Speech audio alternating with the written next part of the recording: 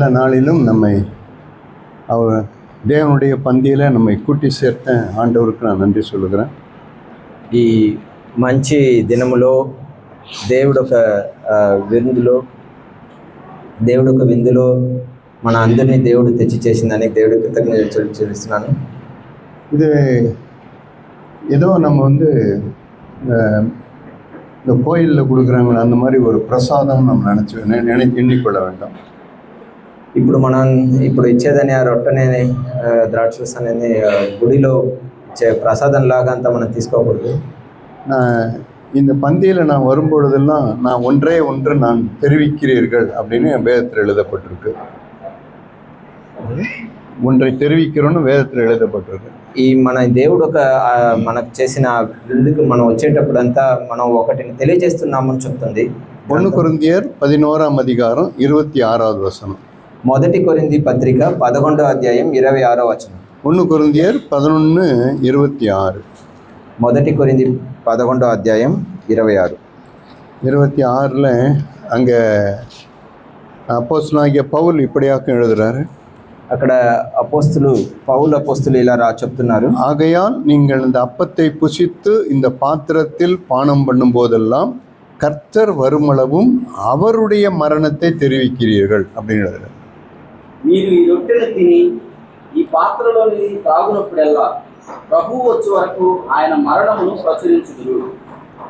தேவன் அவர் வருகிற பழகு நான் இதில் இந்த அப்பத்தை புசித்து இந்த ரசத்தை இந்த பாத்திரத்தில் நான் பானம் பண்ணும்போது நான் ஒன்று சொல்கிறேன்னா, அவருடைய தேவன் இயேசு எனக்காக மரித்தார், அவருடைய மரணத்தை நான் தெரிவிக்கிறேன். ఎప్పుడంతా ఈ రొట్టె విరుచుటలో ఈ ద్రాక్షరసంలో నేను పాలు పంచుకుంటానో అప్పుడు యేసు ప్రభు వచ్చిన దానికి ఆయన ఒక మరణాన్ని నేను అందరికీ ప్రసరిస్తున్నాను.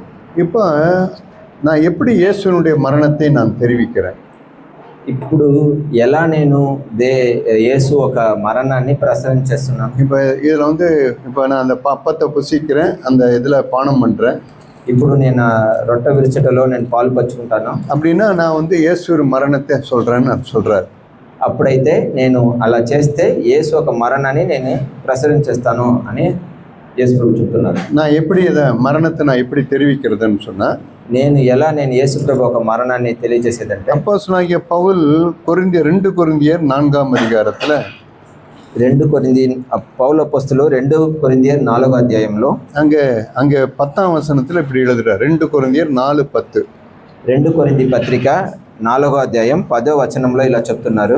கர்த்தராகிய இயேசுவினுடைய ஜீவனும் எங்கள் சரீரத்தில் விளங்கும்படிக்கு இயேசுவின் மரணத்தை எப்பொழுதும் எங்கள் சரீரத்தில் சுமந்து திரிகிறோம் அப்படின்னு எழுதுறாரு. యేసు యొక్క జీవము మా శరీరమందు ప్రత్యక్షపరచబడుటకై యేసు యొక్క మరణానుభవమును మా శరీరమందు ఎల్లప్పుడూ వహించుకొని పోవచ్చున్నాము. அப்ப இங்க பவுல் ஒரு வார்த்தை எழுதுறாரு பாருங்க. పౌలు అపోస్తలులు ఇక్కడ ఒక మాట రాశారు చూడండి. அவர் என்ன எழுதுறாரு? இயேசுவின் மரணத்தை நாங்கள் சுமக்கிறோம் என்று எழுதல. அவர் యేసు ప్రభు ఒక మరణాన్ని మేము వహించుకుని తిరుగుతున్నామని చెప్తున్నారు. அவர் எழுதுறாரு, இயேசுவினுடைய மரணத்தை எங்கள் சரீரத்தில் நாங்கள் சுமக்கிறோம் எழுதுறாரு. ఆయన రాసి ఉన్నారు, యేసు ఒక మరణాన్ని మేము మా శరీరంలో మేము మోస్తున్నాము, వహిస్తున్నాము అని చెప్తున్నారు. ஆமா, இது ஒரு முக்கியமான ஒரு காரியம். ఇది ఒక ప్రాముఖ్యమైన కార్యం. ఇది அதாவது இயேசுனுடைய மரணத்தை என் சரீரத்தில் நான் சுமக்கிறேன்னு அர்த்தம். యేసు ఒక మరణాన్ని నేను నా శరీరంలో నేను మోస్తున్నాను, ఆ భారాన్ని.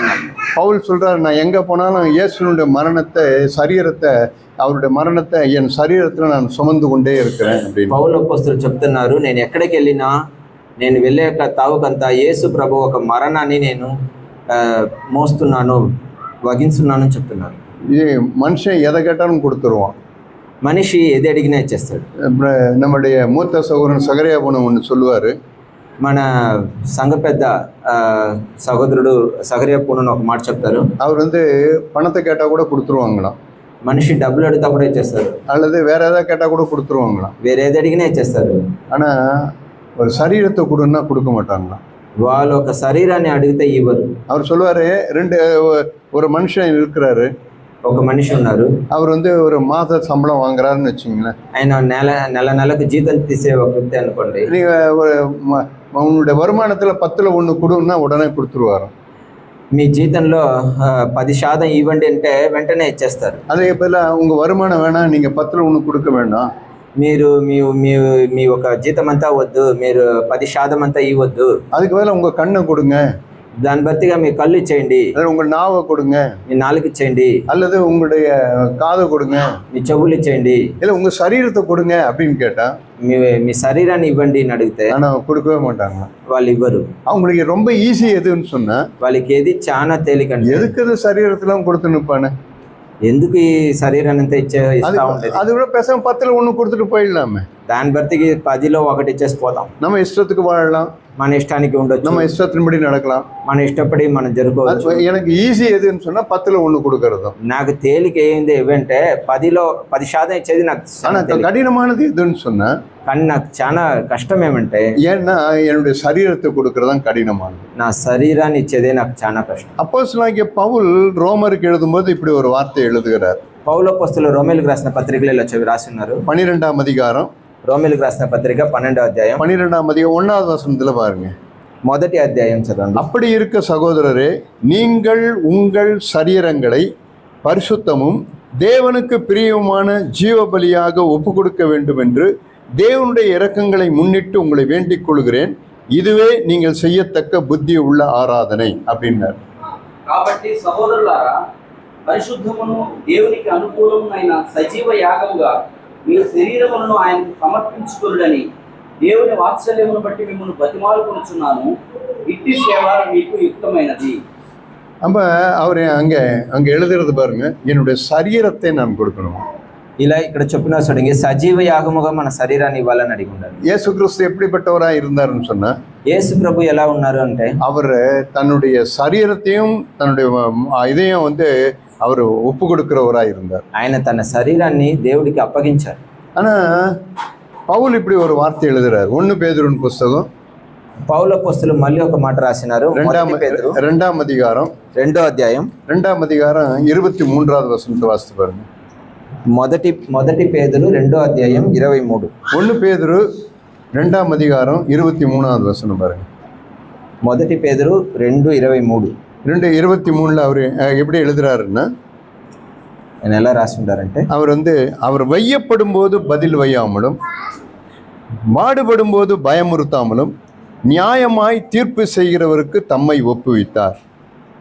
ఆయన దూషింపబడియు బదులు దూషింపలేదు, ఆయన శ్రమ పెట్టబడి బెదిరింపక న్యాయముగా తీర్పు తీర్చు దేవునికి తను తాను అప్పగించుకొనెను. 22வது வசனத்துல பாருங்க. 22. அவர் பாவம் செய்யவில்லை, அவருடைய வாயிலே வஞ்சனை காணப்படவில்லை. ఆయన పాపము చేయలేదు, ఆయన నోటను ఏ కపటమును కనబడలేదు. இப்ப இது என்னுடைய சரீரத்தை நான் ஒப்பு கொடுக்கறது. ఇప్పుడు నేను నా శరీరాన్ని అప్పగించపోతాను. நான் என் சரீரத்துல ஒப்பு கொடுக்கறதுன்னா எப்படின்னா, నేను నా శరీరాన్ని ఎలా అప్పగించాలంటే, நான் என்னை ஒருத்தர் பயமுறுத்துறாங்கன்னு வச்சுங்க, నన్ను ఒకరు బెదిరిస్తారనుకోండి, இல்ல என்னை பாடுபடுத்துறாங்க, నన్ను కష్టం ఇస్తారని உடனே அவங்கள நான் பயமுறுத்துறது. నేను వాళ్ళకి బదులుగా నేను వాళ్ళని என்னுடைய சரீரத்தை நான் ஒப்பு கொடுக்காம என்ன பண்ணா, నేను నా శరీరాన్ని అప్పగించుకుంటే ఏం చేస్తాను, நான் அவங்கள பயமுறுத்துகிறேன்னு சொன்னா, నేను వాళ్ళని బెదిరిస్తానంటే நான் இயேசுனுடைய சரீரத்தை நான் சுமக்கலன்னு அர்த்தம். నేను యేసు ప్రభు ఒక శరీరాన్ని నేను వహించలేదు. இயேசுனுடைய சரீரத்தை சுமந்திருக்கிறவங்க எப்படி இருப்பாங்க? மரணத்தை சுமந்திருக்கிறவங்க என்ன அர்த்தம்? యేసు ఒక మరణాన్ని వహించిన వాళ్ళు ఎలా ఉంటారంటే, அவங்க பதிலுக்கு பதில் சொல்ல மாட்டாங்க, వాళ్ళు క్షమార్పణ చెప్పరు. நாங்க பாடுபடும் போது அவங்க பயமுறுத்த மாட்டாங்க, వాళ్ళు పాటలు అనుభవించేటప్పుడు వాళ్ళు ఒక బెదిరించరు, அவங்க வாயில வஞ்சனை காணப்படாது, వాళ్ళ నోట్లో ఏ కపటం ఉండదు. அவங்க தன்னை நியாயமாய் தீர்ப்பு செய்கிறவர்கள் தங்களை முற்றுமாய் அர்ப்பணிக்கிறவர்களா இருப்பாங்க. వాళ్ళని ఎవరు న్యాయముగా తీర్పు తీస్తారో, వాళ్ళు నిజాయితీగా తీర్పు చేర్చే వాళ్ళకి వాళ్ళని అప్పగించేస్తారు. அதனாலதான் பவுல் அந்த வார்த்தையை சொன்னாரு, இதோ உங்களுக்காக பிற்கப்படுகிற இயேசு கிறிஸ்துவின் சரீரம் சொன்னார். కాబట్టి పౌలపోస్తులు చెప్పారు, ఇదో మీ కొరకు వించబడే నిజమైన రొట్టె అని చెప్పారు. இயேசு அப்படிதான் இந்த பூமியில இருந்தார். அவர் యేసు ప్రభు ఆ విధంగానే ఈ భూలోకంలో ఉన్నారు. அதனாலதான் பவுல் அந்த வார்த்தை அவர் ஜீவ பலியாய் தன்னை ஒப்பு கொடுத்தார் அப்படின்னு எழுதுறாரு. కాబట్టే పౌలు అపోస్తలులు ఆయన సజీవ యాగమా ఆయన అప్పగించారని చెప్పారు. இயேசு தன் நாவை எப்படி ஒப்பு கொடுத்திருப்பாருன்னு பாருங்க. యేసు ప్రభు ఎలా ఆయన నాలుకని అప్పగించుంటారు. அவர் வாயில வஞ்சனை காணப்படவில்லைன்னு எழுது. ఆయన నోట్లో కపడం అనేది లేదని రాయబడింది. அவரிடத்துல ஒரு தடிப்பான வார்த்தை இருந்ததே கிடையாது. ఆయన దగ్గర ఒక ఘనమైన ఒక్క మాట అనేది ఆయనతో లేదు. அவரிடத்துல கிருபை உள்ள வார்த்தைகள் இருந்தது. ఆయన కృప పొందిన మాటలు ఆయన இயேசு கிறிஸ்துவினுடைய காது எப்படி எவ்வளவு தன் சரீரத்தை எப்படி ஒப்பு கொடுத்துறான்னு பாருங்க. ఆయన చెవులు ఎలా కాపాడుకున్నారో, ఆయన శరీరాన్ని ఎలా అప్పగించారు. எந்த விதமான ஒரு இடத்துக்கு பிரசங்கம் பண்ண போவாரு. ఒక తావులో ఆయన ప్రసంగం చేసేదానికి அந்த பிரசங்கம் பண்ணி முடிச்ச உடனே ఆ ప్రసంగం చేసిన తర్వాత எல்லாரும் அவங்கவுங்க வீட்டுக்கு போயிடுவாங்க. అందరూ వాళ్ళ ఇంటికి వెళ్ళిపోతారు. ஆனா இயேசு எங்க போறீங்கன்னு கேட்கவே மாட்டாங்க. అంటే యేసు ప్రభు ఎక్కడ వెళ్ళారని ఎవరు అడగరు. உடனே இயேசு என்ன பண்ணாருன்னா, அங்க ஏன்னா ஒரு மலை ஒண்ணு இருக்கும். ఆయన యేసు ప్రభు ఏం చేస్తుంటే అక్కడ ఒక చెట్టు ఉంటుంది, அங்க புல்வெளிகள்லாம் இருக்கும். అక్కడ బాగా ஸோ அந்த இரவு போய் அந்த புல்வெளியை படுத்துட்டு தலையில ஏதோ ஒரு கல்லை வச்சுக்கிட்டு வானத்தில் இருக்கிற நட்சத்திரங்கள் எல்லாம் பார்த்து அதை அவர் பூரித்து சந்தோஷமா இருந்திருப்பார். ఆయన పచ్చికల మీద పనుకొని ఆకాశంలో ఉండే నక్షత్రాలన్నీ చూసి దేవుడిని స్తుతించి అలాగా ఆయన ఆ రాత్రిని గడిపింటారు. மறுநாள் காலையில் எழுந்து வருவாங்க. మరుసటి రోజు ఉదయం వస్తారు. ஜனங்கள் திரளான ஜனங்கள் இருந்திருப்பாங்க. ఎక్కువ జనాలు మళ్ళీ వచ్చి ఉంటారు. ஆனா அவர்கள் மத்தியில இயேசு இப்போ போகும்போது ఆయన వాళ్ళ మధ్య యేసు ప్రభు వెళ్ళేసారు. அவங்க நேற்று ராத்திரி நான் நேற்றுலாம் உங்களுக்கு பிரசங்கம் பண்ணேன். నేను నిన్న రాత్రే మీకు అందరికీ నేను ప్రసంగం చేశాను. ஒருத்தராவது எங்க வீட்டுல வந்து தங்குங்க இயேசுன்னு யாராவது ஒருத்தர் சொன்னீங்களா? మీలో ఒకరైనా మా ఇంటికి రండి, మా ఇంట్లో ఉండండి అని మీరు మమ్మల్ని పిలిచినారా? நீங்க வந்து எங்க தங்குங்க இயேசுன்னு கேட்டீங்களா? నేను ఎక్కడ ఉంటాను అని మీరు ఎవరైనా నన్ను అడిగినారా? இயேசு அது கொஞ்சம் கூட அதை பற்றி கொஞ்சம் கூட பேசாம அவர் வழக்கமாய் பேசுகிறது போல பேசினார். కానీ అదెంత ఎంచకుండా అదెంత తెలుసుకోకుండా ఎప్పుడు మాట్లాడేట్టుగానే మసరోజు ఆయన ప్రసంగం చేశారు. அப்படின்னா அது எதை நம்ம பார்க்கிறோம்னு சொன்னா, అప్పుడైతే ఆయనలో మనం ఏం చూస్తామంటే எந்த அசௌகரியத்தையும் இயேசு வந்து ஏற்றுக்கொள்ள தயாரா இருந்தார். ఆయనకి ఎంత ఒక అసౌకర్యాన్ని కూడా ఆయన వచ్చి ఆయన తీసుకునేదానికి ఆయన తయారుగా ఉన్నారు. தாங்க சரீரத்தை நேசிக்கிறவங்க என்ன பண்ணுவாங்கன்னா, వాళ్ళ శరీరాన్ని ప్రేమించే వాళ్ళు ఏం చేస్తారు, அவங்க அசௌகரியங்களை பொறுத்து கொள்ளவே மாட்டாங்க. వాళ్ళు కొంచెం కూడా వాళ్ళ అసౌకర్యాన్ని వాళ్ళు వచ్చి తీసుకో. ஏன்னா தங்கள் சரீரங்களை அவ்வளவா நேசிக்கிறவங்களா இருப்பாங்க. ఎందుకంటే వాళ్ళ శరీరాన్ని వాళ్ళు అంతగా ప్రేమించే కాబట్టి சரீரத்திற்கு முக்கியத்துவம் நிறைய கொடுப்பாங்க. వాళ్ళ శరీరానికి ఎక్కువ ప్రాముఖ్యం ఇస్తారు. தங்கள் சரீரங்களை வந்து அவங்க வந்து வெளியரங்கமாக்கிய காண்பிக்கிறவங்களா இருப்பாங்க. వాళ్ళ శరీరాన్ని వాళ్ళు అందరికీ చూపించే వాళ్ళగా ఉంటారు. அநேக நேரங்களில் பார்த்தீங்கன்னா தங்களுடைய சரீரங்களை வந்து எக்ஸ்போஸ் பண்ணி காட்டி ஆப்போசிட் செக்ஸ் இருக்கிறவங்களும் அவங்க வந்து ஈர்க்கிறவங்களா இருப்பாங்க.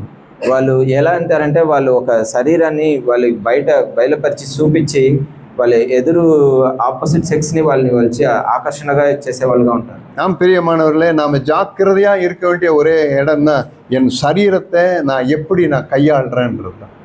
అవును సోదరులా, మనం నిజముగా చూసుకో ప్రాముఖ్యమైనది ఏమంటే మన శరీరాలని మనం ఎలా మనం என் கண்களை நான் எப்படி நான் யூஸ் பண்றேன், నా కళ్ళుని నేను ఎలా ప్రయోగం చేస్తాను, என் கண்களை வந்து நான் வந்து அது பாட்டுக்கு இங்க அங்க போகும்போது அது பாட்டுக்கு இஷ்டத்துக்கும் அது வந்து நான் என் கண்களை வந்து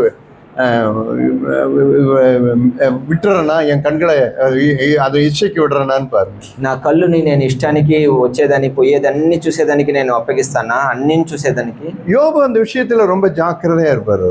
యోబు ఆ కార్యాల్లో చాలా జాగ్రత్తగా కలిగి. யோபு சொல்லுவாரு, என் இருதயம் என் கண்களை பின்தொடர்ந்தது உண்டானால் அப்படின்னு சொல்லுவாரு. ఆయన చెప్తారు, నా హృదయం నా కళ్ళుని వెంబడించలేదని చెప్తారు. సో తన శరీరంகளை வந்து ஜீவ பலியாய் ஒப்பு கொடுக்கறது தான் ஆண்டவர் வந்து பார்த்துக்கிட்டே இருப்பாரு. వాళ్ళు ఎవరు వాళ్ళ శరీరాన్ని సజీవ యాగముగా అప్పగిస్తారో వాళ్ళనే దేవుడు ఎదురు చూసాక. அதனால அந்த ரெண்டு காரியத்தை எழுதினார் அந்த இடத்துல. అక్కడ రెండు కార్యాలు ఆయన రాసి ఉంటారు. எப்ப உன்னை ஜீவ பலியாய் உன் சரீரத்தை நீ ஜீவ பலியாய் ஒப்பு கொடுக்கணும். నీ శరీరాన్ని మీరు సజీవ యాగముగా అప్పగించండి. ஏன்னா இயேசு அப்படிதான் அவருடைய மரணத்தை நான் பார்க்கிறேன்னா அவருடைய மரணத்தை என் சரீரத்துல அதை காண்பிக்கிறேன் நான். ఎందుకంటే నేను యేసు ప్రభు ఒక మరణాన్ని నా శరీరంలో నేను వగించున్నాను. என்ன வந்து ஒரு அசிங்கமா பேசுறாங்க, ఎవరైనా నాతో వచ్చి అసింగంగా మాట్లాడేసారు, இல்ல ஒருத்தர் வந்து நான் செய்யாத ஒண்ணு சொல்றாங்க, ఎవరైనా నేను చెయ్యన ఒక తప్పుని పొరపాటు నా మీద వేస్తే நான் பதிலுக்கு பதில் ஒண்ணு செய்யறேன்னு சொன்னா నేను వెంటనే వాళ్ళకి భర్తీ నేను బదులు నేను ఇంకొకటి చేస్తాను. நான் இயேசுவின் மரணத்தை காண்பிக்கலன்னு அர்த்தம். నేను యేసు ప్రభుని మరణాన్ని నేను చూపిలేదు. ஏன்பா உன்னை இவ்வளவு திட்டுறாரு அந்த ஆளு, ఏంపా ఈయన మిమ్మల్ని ఇంత చెప్తున్నా இவ்வளவு உன்னை அசிங்கமா பேசுறாரு, ఇంత అసింగంగా నిన్ను మాట్లాడేశారు, ஆனா நீ ஒண்ணுமே சொல்ல மாட்டேன்ற, నువ్వు ఏమీ చెప్పలేదే, நீ பேசாம அமைதியா இருக்கிற, నువ్వు ఇంకా నోరు మూసుకొని గమ్మునుండావు, நீ வந்து எல்லாத்தையும் உன் கையை விரிச்சிடுற, నువ్వు అంటూ ఉంటే నీ చెయ్యుల్ని తెరిచేస్తున్నావు, நீ பதிலுக்கு பதில் செய்ய மாட்டேன்ற, నువ్వు బదులుకు బదులు ఏం చేయనంటున్నావు. அது என்ன காரணம் அப்படின்னு கேட்டாங்களா? దానికి ఏం కారణం అంటే இயேசு கிறிஸ்துவோட மரணம் எனக்குள்ள கிரியை செய்யுதுன்னு அர்த்தம். యేసుక్రీస్తు ఒక మరణం అనేది నాలో ఒక క్రియ నడిపిస్తుంది. இயேசு ஒரு நாள் எப்படி இருக்க மாட்டாருன்னா தன்னுடைய சுய சித்தத்தின்படி வாழாதவர் அவர். యేసు ప్రభు ఎలా ఉన్నారంటే ఒక్క రోజు కూడా ఆయన సొంత చిత్తాన్ని ఆయన చేసిందే లేదు. அவர் தன்னுடைய சித்தம் அல்ல, பிதாவின் சித்தமே அப்படின்னு அவர் இந்த பூமியில வாழ்ந்தவர். ఆయన నా సిద్ధము కాదు, ఎప్పుడు దేవుడు ఒక సిద్ధమే అనేసి భూలోకంలో ఉన్న దినమంతా జీవించారు. அதுதான் நான் இயேசுனுடைய மரணத்தை நான் சுமக்கிறேன்னு அர்த்தம். అదే నేను యేసు ప్రభు మరణాన్ని నేను మోస్తున్నాను అనే దానికి సూచన. நீ ஏன் இது மாதிரிலாம் செய்ய மாட்டேன்றீங்க? మీరెందుకు ఇలా జరుపుకొని అంటున్నారు? ஆனா மற்றவங்களாம் அதெல்லாம் செய்யறாங்களே, కొదమలంతా దీని ఎంత చేస్తున్నారు కదా, மற்றவங்களாம் இப்படி இருக்கிறாங்களா அப்படி இருக்கிறாங்களே, కొదమలంతా ఇలా ఉన్నారు అలా ఉన్నారు, ஆனா நீ ஏன் இப்படி இருக்க மாட்டேன்றீங்க? కానీ మీరెందుకు అలా ఉన్నానంటారు? இல்ல, நான் இயேசுனுடைய மரணத்தை நாங்க சுமந்து இருக்கிறோம். మనం చెప్పాలి అప్పుడు కాదు, నేను యేసు ప్రభు. இயேசுவா இருந்தா இப்படி செய்திருக்கவே மாட்டாரு. యేసు ప్రభు ఆ విధంగా చేసే ఉండరు. இதைதான் நான் என்ன பண்றேன்னா, நான் வந்து என் சரீரத்துல நான் விளங்க காட்டுறேன். దీనే నేను ఏం చేస్తున్నానంటే నా శరీరం ద్వారా దాన్ని బయలుపరుస్తున్నాను. நான் என் இஷ்டத்துக்கு நான் உடுத்தலாம், నా ఇష్టానికి నేను ఉండొచ్చు, என்னுடைய சரீரத்துல பாதி வெளியே தெரிகிற அளவு கூட நான் உடுத்திக்கலாம். నా శరీరంలో సగం తెలిసేట్టుగా కూడా నేను బట్టలు వేసుకోవచ్చు. அது உலகத்துல இருக்கிறவங்க அது மாதிரி செய்யலாம், ఈ లోకంలో ఉండే వాళ్ళు ఆ மாதிரி వేసుకోవచ్చు. ஆனா நான் அப்படி செய்ய மாட்டேன். కానీ నేను అలా చేయను. நான் ஏன் அது மாதிரி செய்ய மாட்டேன்? నేను ఎందుకు అలా చేయను? நான் இயேசுவின் சரீரத்தை சுமந்து இருக்கிறேன். నేను యేసు ఒక శరీరాన్ని నేను వహిస్తున్నాను. இயேசு ஒரு நாளும் தன் சரீரத்தை வந்து இந்த உலகம் பார்த்து என் சரீரத்தை மெச்சிக்கொள்ளணும்னு இயேசு ஒரு நாளும் இருந்திருக்கவே மாட்டார். ఆయన శరీరాన్ని చూసి ఈ లోకం ఆయన్ని మెచ్చుకోవాలనేసి యేసు ఒక్కరోజు ఆయన అలా ఉంది. அவர் வந்து எதையும் தன்னுடைய இந்த உலகம் வந்து தன்னை வந்து மெச்சிக்கொள்ளணுன்றதுக்காக இயேசு எதையுமே செய்ய மாட்டார். ఈ లోకం ఆయన్ని బాగా శ్రేష్టంగా ఎంచాలని ఆయన ఒక్కటి కూడా చేయలేదు. இப்படிதான் ஒவ்வொரு காரியமா நான் பார்த்துட்டே இருக்கணும். ఇలాగే మనం ఒక్కొక్క కార్యాన్ని మన దేవుడు చూసినట్టుగా చూడాలి. என் சரீரத்தின் மூலமாய் நான் தேவனை மகிமைப்படுத்துகிறேனா? నా శరీరం ద్వారా నేను దేవుడిని మహిమపరుస్తున్నానా? என் சரீரத்துல வந்து நான் வந்து அதன் மூலமாய் நான் தேவனை நான் வெளிப்படுத்தி காட்டுறேனா? నా శరీరం ద్వారా నేను దేవుడిని నేను బయలుపరిచి చూపిస్తున్నానా? இல்லைன்னா நான் வந்து இன்னும் அவர் மரணத்தை நான் சுமக்கலன்னு அர்த்தம். అటు కాకపోతే అటు మనం చేయకపోతే ఇంకా నేను ఆయన మరణాన్ని మనం அவருடைய மரணம் எனக்குள்ள கிரியை செய்து கொண்டே இருக்கணும். ఆయన మరణం అనేది నాలో పనిచేస్తా ఉండాలి. இது வந்து நாணயத்தினுடைய ஒரு பக்கம். ఇది ఒక నాణ్యానికి ఒక పక్కల. இப்ப நான் வந்து நான் தேவனை இன்னும் கிட்டி நெருங்கணும்னு சொன்னா, నేను ఇంకా దేవుడికి దగ్గర చేరాలంటే அடுத்து இவர் ரோமருக்கு எழுதின நிருபம் 12ஆம் அதிகாரத்துல பவுல் இப்படி ஒன்னொன்னு காண்பிக்கிறார். ఆ రోమేలుకు రాసిన పత్రికలో 12వ అధ్యాయంలోనే పౌలు అపోస్తలులు ఇంకొకటి చెప్తున్నారు. இதுதான் ரொம்ப ரொம்ப இது ముఖ్యமான காரியம். ఇది చాలా ప్రాముఖ్యమైన కార్యం. 2வது வசனம் பாருங்க. రోమేలుకు రాసిన పత్రిక ரோமருக்கு எழுதின நிருபம் 12ஆம் அதிகாரம் 2ஆம் வசனம். 12వ అధ్యాయం 2వ వచనం. நீங்கள் இந்த பிரபஞ்சத்திற்கு ஒத்த வேஷம் தெரியாமல் మీరు ఈ లోక మర్యాదను అనుసరింపక தேவனுடைய நன்மையும் பிரியமும் பரிபூர்ணமான சித்தம் என்னதென்று பகுத்தறியத்தக்கதாக உங்கள் மனம் புதிதாகிறனாலே மறுரூபமாகுங்கள்.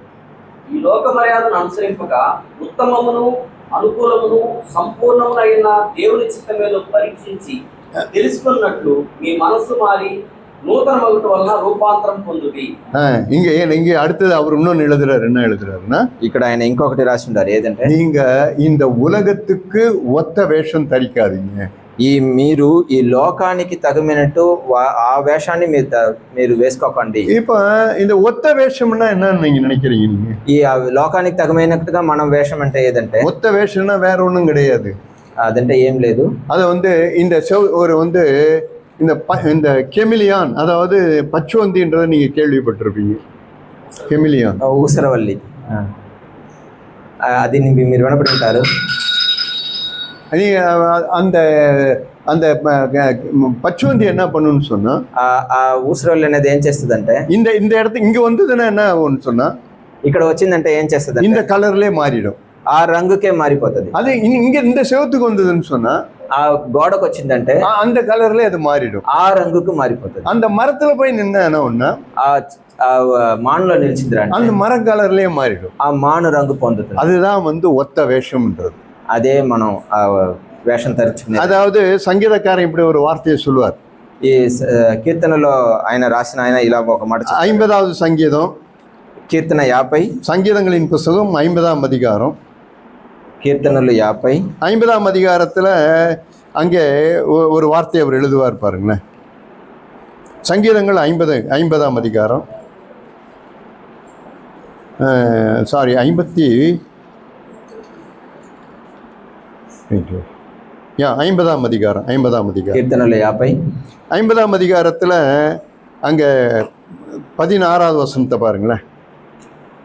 16 தேவன் துன்மார்க்கனை நோக்கி, நீ என் பிரமாணங்களை எடுத்துரைக்கவும் என் உடன்படிக்கையை உன் வாயினால் சொல்லவும் உனக்கு என்ன நியாயம் உண்டு? భక్తిహీనులతో దేవుడు ఇట్లు సెలవిస్తున్నాడు, నా కట్టడలు వివరించడం నీకేమి పని? నా నిబంధన నీ నోట వచ్చించదవేమి? நீ சிட்சையை பகித்து என் வார்த்தைகளை உனக்கு பின்னாக எரிந்து போடுகிறாய். దిద్దుబాటు నీకు అసహ్యము కదా, నీవు నా మాటలను నీ వెనుకకు తోసివేసిదవు. 18வது வசனம் பாருங்க. நீ திருடனை காணும் போது அவனோடு ஒருமித்து போகிறாய், விபச்சாரக்காரரோடும் உனக்கு பங்குண்டு. నీవు దొంగను చూసినప్పుడు వారితో ఏకీభవించదవు, వ్యభిచారులతో నీవు సాంగత్యం చేసెదవు. உன் வாயை பொல்லாப்புக்கு திறக்கிறாய், உன் நாவு சற்பனையை பிணைக்கிறது. కీడు చేయవలనని నీవు నోరు తెరచుచున్నావు, నీ నాలుక కపటము కల్పించుచున్నది. நீ உட்கார்ந்து உன் சகோதரனுக்கு விரோதமாய் பேசி உன் தாயின் மகனுக்கு அவதூறு உண்டாக்குகிறாய். నీవు కూర్చుండి నీ సహోదరుని మీద కొండెములు చెప్పుచున్నావు, నీ తల్లి కుమారుని మీద అపనిందలు మోపుచున్నావు. அப்ப இங்க அவர் எதை சொல்ல வர்றாருன்னு பாருங்க. ఆయన ఏం చెప్పనొస్తున్నారు చూడండి. அவங்க திருடனை காணும் போது அவன் திருடன் போலவே நினைச்சுக்கிறான். 18 చూడండి. వాళ్ళు ఆయన దొంగని చూస్తాక వాళ్ళతో వాళ్ళు ఒకటి చేరిపోతారు. அவன் விபச்சாரக்காரனை பார்த்தாங்கன்னா వాళ్ళు వ్యభిచారం చేసే వాళ్ళతో இவனும் விபச்சாரக்காரன் போல நடந்துக்கிறான். వాళ్ళు వాళ్ళ వెనకనే వెళ్ళిపోతారు. அவன் அவங்களுடைய ஒரே ஒரு இது என்னன்னு சொன்னா, వాళ్ళు ఓకే, அவங்க சிக்ஷையை பகைக்கிறவர்களா இருக்கிறாங்க. వాళ్ళు దిద్దుబాటుని ఎదిరించే వాళ్ళు. தேவனுடைய வார்த்தையை என்ன பண்ணாங்கன்னா அதை பின்னால தூக்கி போட்டுருவாங்களா. వాళ్ళు దేవుడు ఒక మాటని వెనక తీసేసేస్తారు. இவங்க தான் சங்கீதக்காரன் சொல்றாரு, ஒத்த வேஷக்காரர்கள். వీళ్ళే ఆ లోకానికి తగమైనట్టుగా వేషం తరుచుకునేవాళ్ళు. ஆம் பிரியமானவர்களே, ஒத்த வேஷம் தருகிறவங்க அவங்க இந்த மாதிரி அவங்க எப்படி இருப்பாங்கன்னு சொன்னா, தேவனுடைய மரணத்தை தெரிவிக்க மாட்டாங்க. ఇలా లోకానికి తగమైనట్టుగా వేషం మారుకునే వాళ్ళు దేవుడు ఒక మరణాన్ని చెప్పరు. இன்னொரு அடையாளத்தை காண்பிக்கிறோம் பாருங்க. ఇంకొక సూచన చెప్తాను. சங்கீதங்களின் புஸ்தகம் 28ஆம் அதிகாரம், కీర్తనలు 28. 28ஆம் அதிகாரத்துல அங்கே ஒரு வார்த்தையை நாம் காண்பிக்கிறோம் பாருங்க.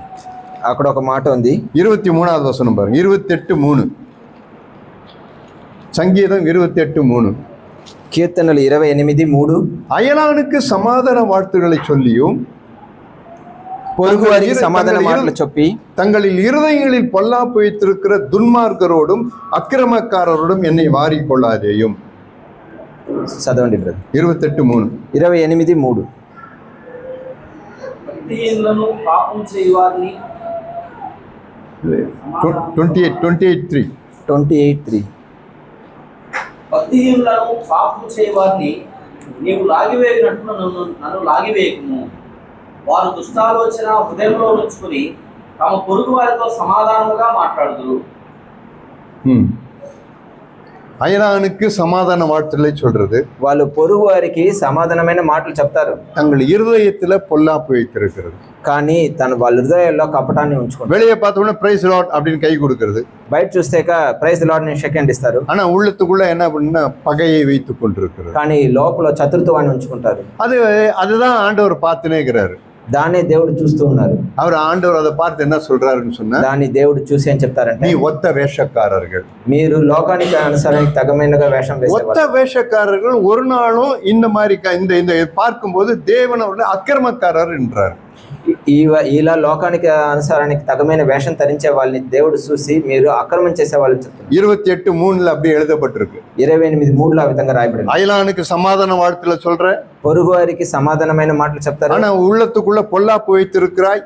కానీ నీ హృదయంలో కపటాన్ని ఉంచుకుంటున్నావు. ஆண்டவரே இவன் அக்கிரமக்காரன், దేవుడా వీళ్ళు అక్రమం చేసేవారు, இந்த అక్రமக்காரனோட என்ன வாரிக்கொள்ளாதீங்க.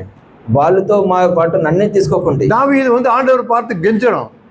దావీదు దేవుడిని చూసి అడుగుతున్నారు. நீங்க அக்கிரமக்காரனை நம்ம என்ன சொல்லுவோம்? நம்ம எல்லாரும் మనం ఇప్పుడు చాలా చెడు చేసే వాళ్ళని చూసి ఏం చెప్తాం?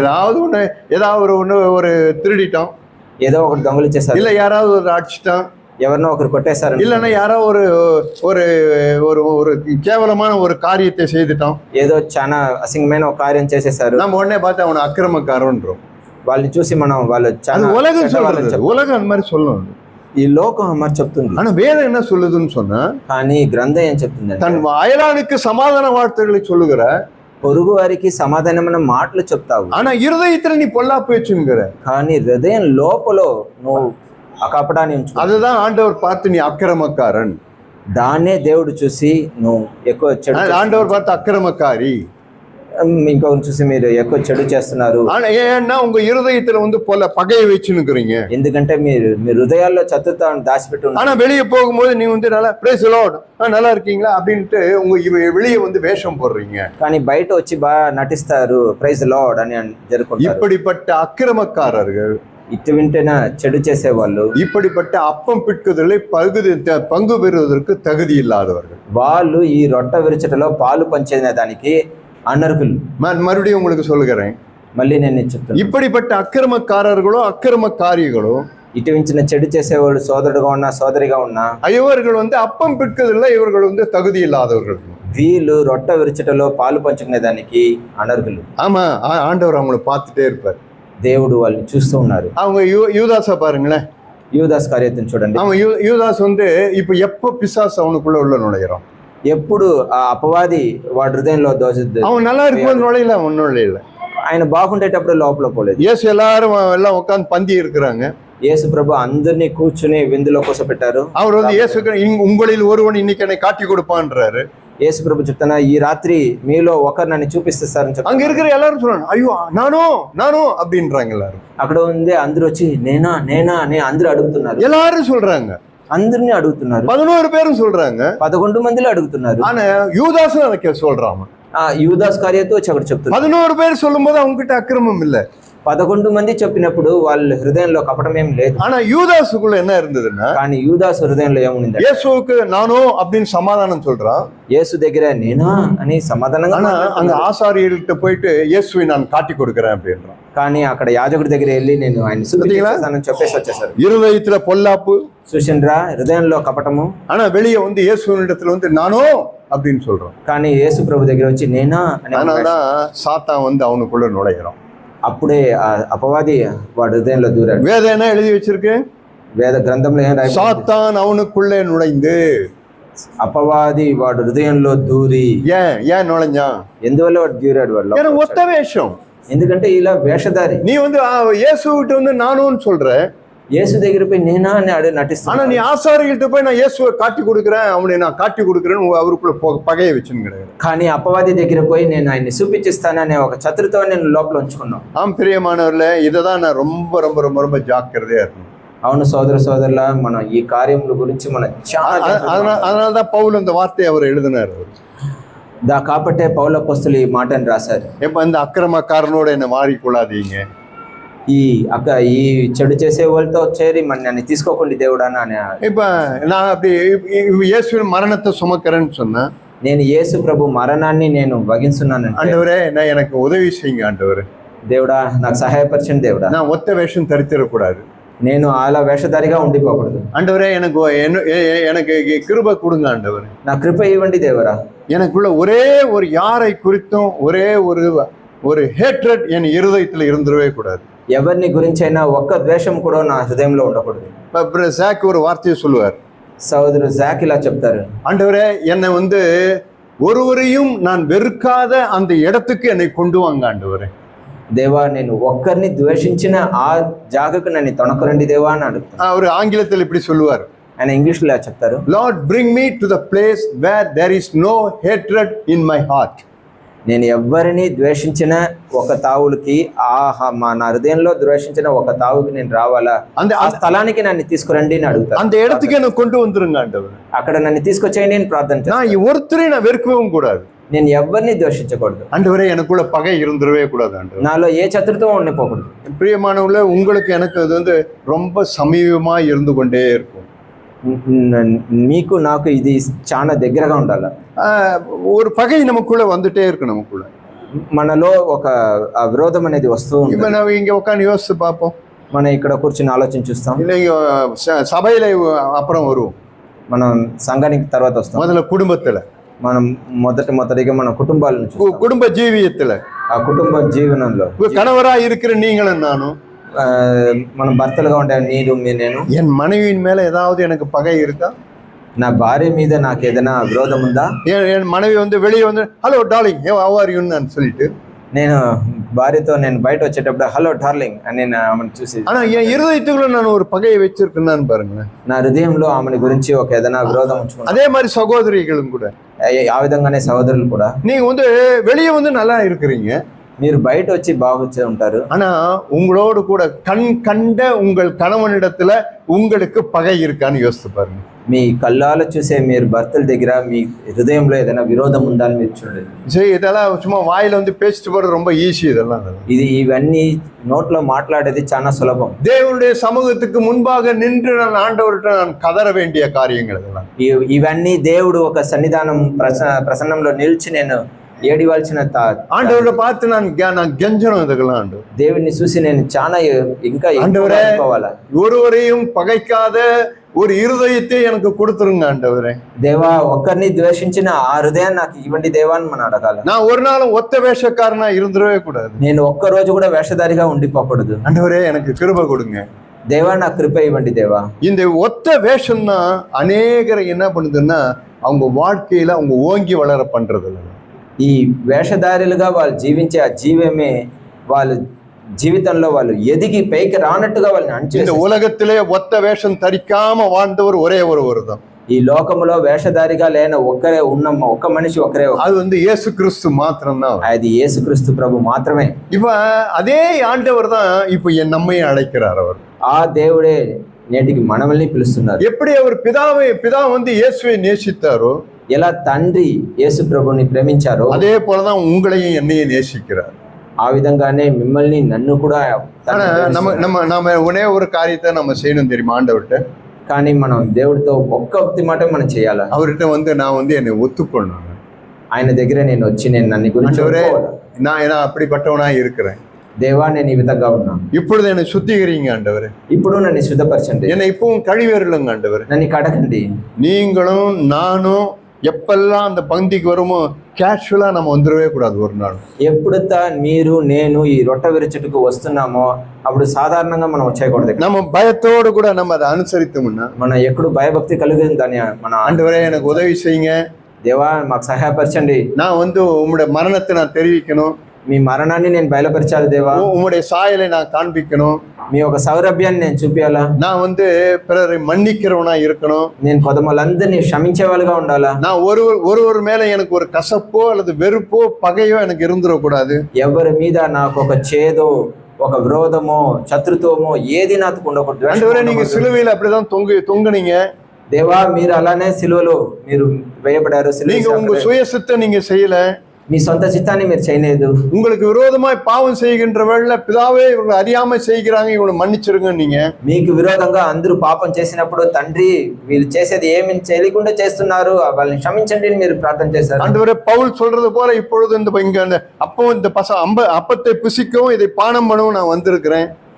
పౌలు అపోస్తలుడు చెప్పినట్టుగా దేవా, ఈ రోజు కూడా ఈ రొట్టె విరుచుటలో నేను పాలు పంచుకునే దానికి వచ్చున్నా. ஆண்டவரே, உங்களோட மரணத்தை நான் தெரிவிக்கணும். దేవా, మీ మరణాన్ని నేను తెలియజేయాలా, நான் அப்படிப்பட்டவனா என்னை மாற்றுங்க ஆண்டவர். అటువంటి వ్యక్తిగా నన్ను మార్చివేయండి దేవా. அப்படி நம்ம பாத்திரமா இந்த இதை நம்ம புசித்தோம்னு சொன்னா, అటువంటి మన మారు మనసు పొంది పాత్రుడుగా దీంట్లో మనం పాలు పంచుకున్నాము. என்னுடைய சரீரத்தை நான் வந்து பரிசுத்தமாய் நான் ஆண்டு கொள்வேன். నా శరీరాన్ని నేను పరిశుద్ధ పవిత్రతగా నేను కాపాడుకుంటాను. நான் வந்து என்னுடைய நாவு வந்து நான் வந்து கடிவாளம் போட்டவனா நான் இருப்பேன். నా నాలికకు నేను కట్టినవాడుగా ఉంటాను. என் கண்களை வந்து நான் வந்து தூய்மையாய் காத்துக்கொள்ள உதவி செய்வார். నా కళ్ళని పవిత్రతతో నేను చూసుకునేదానికి என் சிந்தையில நான் தடுமாறும் போது கூட, నా చింతలో కూడా నా ఒక తలంపులు కూడా నాకు కదిలిపోయేటప్పుడు ஆண்டவர் வந்து உடனே வந்து என்னை அலர்ட் பண்ணுவார். என்ன దేవుడు వెంటనే వచ్చి నన్ను జాగ్రత్త చేస్తాడు. நீ சிந்திக்கிற சிந்தை சரியில்லைன்னு சொல்லுவார். దేవుడు నాతో చెప్తారు, నీ తలంపులు సరిలే మార్చుకునే. ஒரு சமயம் நான் படுக்கையில படுத்துன்னு இருக்கிறேன். ఒక సమయంలో నేను పడకలో పడిపోయి ఉన్నాను. ஏன்னா படுக்கையில படுத்திருக்கும் போது எனக்கு ஏதாவது ஒரு சிந்தையில ஒரு மாறுபட்டது ஒரு காரியம் வந்துன்னா, ఎప్పుడంతా నా తలంపుల్లో ఏదైనా వేరే మారైన తలంపులు వస్తే ஆவியானவர் என்ன பண்ணுவாருன்னா உடனே எனக்கு ரிமைண்ட் பண்ணுவார். எனக்கு పరిశుద్ధాత్మ దేవుడు ఏం చేశారంటే నాకు గుర్తు పెట్టేస్తారు. பார்த்துக்க, உன் படுக்கையில நீ வந்து உன்னை தவறான சிந்தையோட படுத்து கொண்டிருக்கிற, చూసుకో, నువ్వు పడకల్లో పండుకుని ఏం తప్పైందని పొరపాటు ఆలోచిస్తున్నావు. உடனே நான் வந்து என் படுக்கையை விட்டு எழுந்திருக்கோ, వెంటనే నేను నా పడకలో లేచి, இல்ல என் படுக்கையில இருந்தே நான் ஆண்டவரே எனக்கு சுத்த இருதயத்தை கொடுங்கன்னு கதறுவேன். లేకపోతే నేను పడకలోనే ఉండి, దేవుడా పవిత్రమైన హృదయాన్ని నాకు ఇవ్వండి. నేను இது ஏதோ ஒரு வாலிபர்களுக்கு மட்டும்தான் நடக்குன்னு நினைக்காதீங்க. ఇది ఎవరో యవనస్తులకు మాత్రమే జరుగునని అనుకోకండి. இப்பெல்லாம் வாலிப பிள்ளைங்களாம் ரொம்ப உஷாரா இருக்கிறாங்க. ఇప్పుడు యవనస్తులంతా బాగా చాలా హుషారుగా ఉన్నారు. வாலிப பிள்ளைங்களாம் தங்களை வந்து பரிசுத்தமாய் பாதுகாத்துக்கொள்ள போராடுறாங்க. వాళ్ళు పవిత్రతతో వాళ్ళని కాపాడుకునే దానికోసం వాళ్ళు ఎక్కువ కొట్లాటం చేస్తున్నారు. ஆனா அபாயம் யாருக்கிட்ட தெரியுமா நிறைய இருக்கு? కానీ ఎవరితో చెల్తున్న ఈ డేంజర్ ఎక్కువ ఉంది. திருமணமான சகோதர சகோதரிகளுக்கு தான் இந்த அபாயம் இப்படி நிறைய கிடக்குது. వివాహం కలిగిన సోదర సోదరుల మధ్య ఈ అపాయం అనేది, ஐயோ அவங்க தான் நிறைய இப்போ போராட வேண்டியதா இருக்கும். వాళ్ళే దీని గురించి ఎక్కువ కొట్లాటం చేయాల్సింది. பிரியமானவர்களே, நம்ம ஜாக்கிரதையா இருக்கணும். ప్రియమైన సోదర సోదరులు, మనం జాగ్రత్తగా ఉంటాం. ஆண்டவரே, நான் உங்களுடைய மரணத்தை நான் தெரிவிக்கணும்.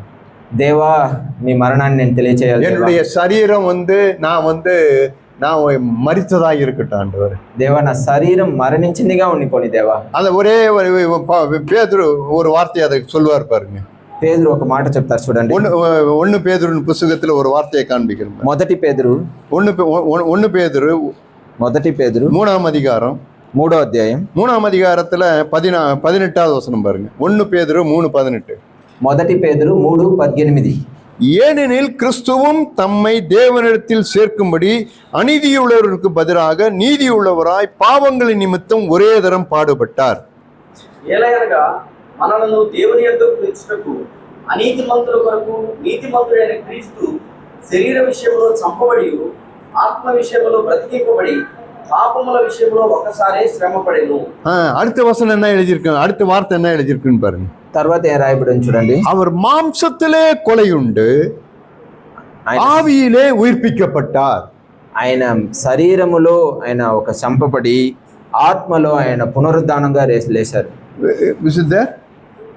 చదివిద్రా? again we can read. ఆయన శరీర విషయంలో చంపబడి ఆత్మ విషయంలో బ్రతికింపబడి పాపముల విషయంలో ఒక్కసారి శ్రమపడెను. அப்ப இயேசு எப்படி இருந்தாருன்னு பாருங்க. అప్పుడు యేసు ప్రభువు ఎలా ఉన్నారని చూడండి. இயேசு எப்படி இருந்தாரு? యేసు ఎలా ఉన్నారు? அவர் சரீரத்துல கொலை விழுந்தது. ఆయన శరీరంలో ఆయన చంపబడిగానే ఉన్నవారుగా ఉన్నారు. ஆனா அவர் ஆவி என்ன வந்ததுன்னா, కానీ ఆయన ఆత్మలో ఎలా ఉన్నారు? அவர் ஆவி உயிர்ப்பிக்கப்பட்டதாம். అది బ్రతికింపబడింది, పునరుద్ధానమైంది. பிரியமானவர்களே, எப்பெல்லாம் இயேசுடைய சரீரத்துல ஒரு கொலை விழுந்ததுன்னு எழுது. ప్రియమైన సోదరుల, ఎప్పుడంతా యేసు ఒక శరీరంలో ఒక చంపబడిందో, அப்படின்னா என்ன அர்த்தம் சொன்னா, தன்னுடைய சித்தத்துக்கெல்லாம் இயேசு வந்து நோன்னு சொன்னார். అలా అంటే ఏమంటే ఆయన తన సొంత చిత్తానికి అన్నిటికీ లేదని చెప్పారు. அவர் மாம்சத்துல ஒரு கொலை விழுந்துனே இருந்தது. ఆయన మాంసంలో ఎప్పుడూ చంపబడతా ఉన్నారు. ஆனா அவர் ஆவி எப்படி இருந்ததுன்னு சொன்னா, కానీ ఆయన ఒక ఆత్మలో ఎలా ఉండిందంటే, அவர் ஆவி வந்து ஒவ்வொரு நாளும் உயிர்ப்பிக்கிறதா இருந்து ఆయన ఒక ఆత్మ అనేది ఒక్కొక్క రోజు బ్రతికింప చేసేలా, పునర్జీవం పొందేలా ఉంది. இப்ப அவருடைய சரீரத்துல கொலை விழுறது காரணம் என்ன? ఆయన శరీరంలో చంపబడిన దానికి కారణం ఏంటి? அவர் அங்க என்ன எழுதி இருக்கிறாரு? అక్కడ ఏం రాయబడి ఉంది? அவர் வந்து நீதி உள்ளவர்களாய் பாவங்களின் நிமித்தம் ஒரே தரம் பாடுபட்டார். அப்படி ஒரு தரம் பாடுபட்டார். ఆయన నీతిమంతుడుగా పాపిష్టుల కొరకు ఒక్కసారి మాత్రం ఆయన పాటలు అనిపించారు. அவர் சரீரம், இப்ப நம்ம அவர் சரீரத்தை புசிக்க போறோம். ఇప్పుడు మనం ఆయన శరీరాన్ని మనం భోజనం చేయాలి. இயேசுடைய சரீரம் எப்படி தெரியுமா இருந்தது? యేసు ఒక శరీరం ఎలా ఉంది తెలిసిన? 1 பேதுரு 4:1 பாருங்க.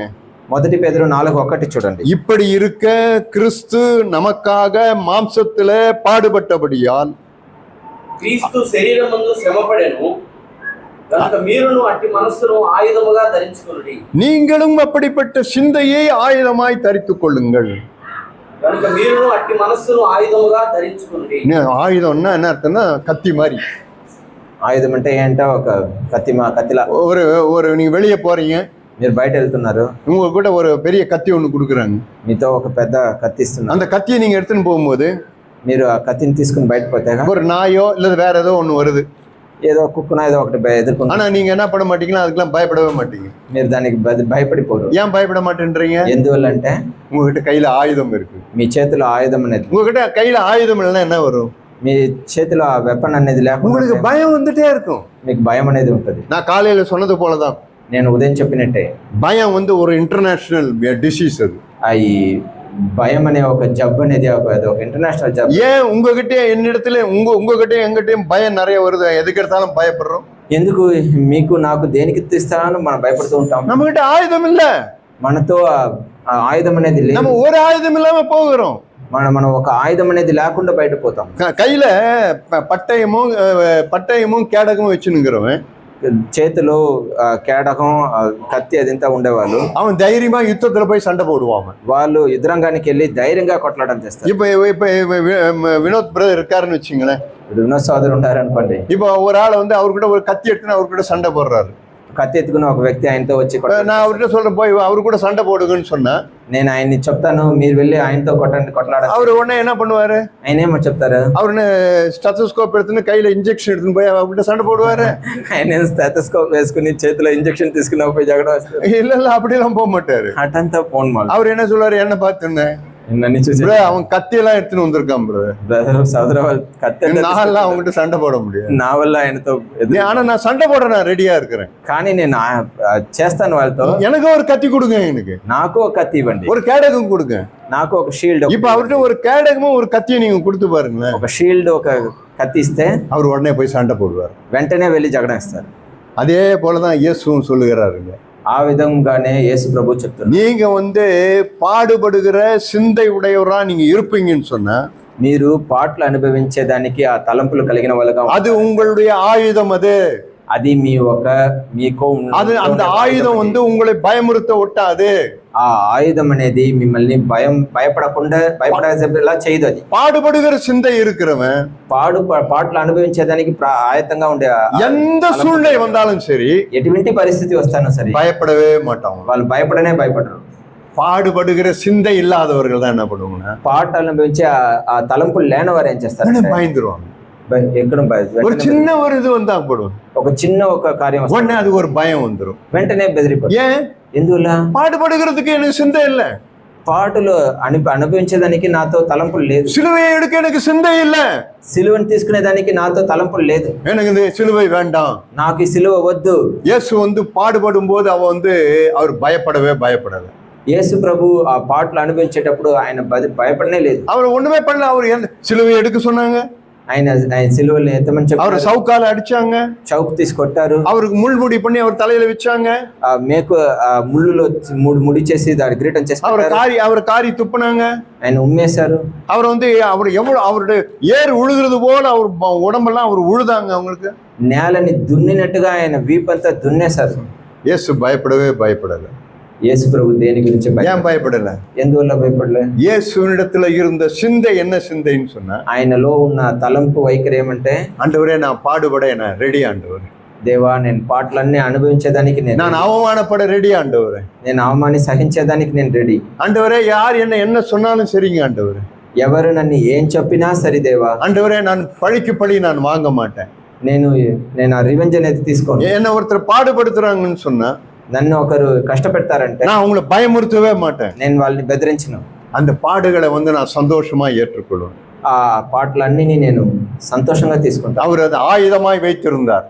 దాన్ని ఆయన ఒక ఆయుధంగా ఉంచుకున్నాడు. அதனால்தான் பேதுரு அந்த வார்த்தையை சொல்கிறோம். పేతురు కాబట్టి ఆ మాట చెప్పాడు, இயேசு பாடுபடுகிற சிந்தையை ஆயுதமாய் தரித்திருந்தார். యేసు ఆ కష్టాన్ని అనుభవించే ఆ తలంపుల్ని దానికి ఆయతంగా ఉన్న அதனாலதான் இயேசு எந்த காரியத்திற்கும் பயப்படல. కాబట్టి ఆయన దేని గురించి భయం లేకుండా ఉన్నారు. இயேசு இந்த உலகத்துல பயம் இல்லாம வாழ்ந்தாரு.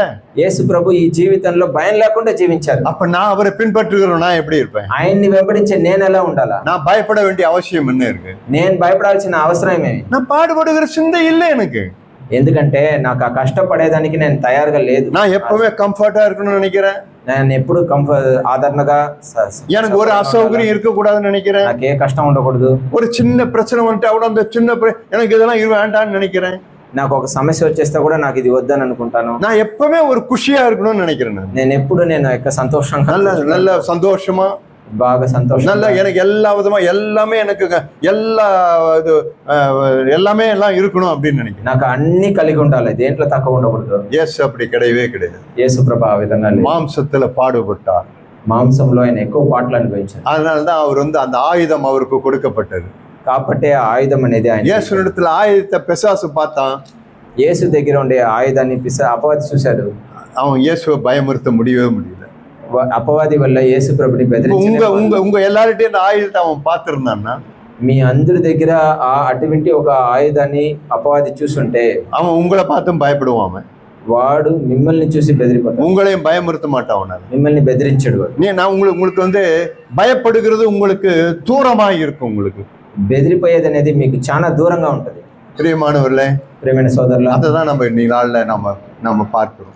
దీనే మనం చూస్తాం. அதனாலதான் பவுல் அந்த வார்த்தையை சொன்னார். కాబట్టి పౌలు అపోస్తలుడు ఆ మాట చెప్పారు. ஒத்த வேஷம் தரிக்காதே, వేషధారులుగా ఉండిపోకండి. இயேசுவின் மரணத்தை காண்பி, యేసు ఒక మరణాన్ని తెలియజేయండి. உன் சரீரத்தை ஜீவ பலியாய் ஒப்புக்கொடு.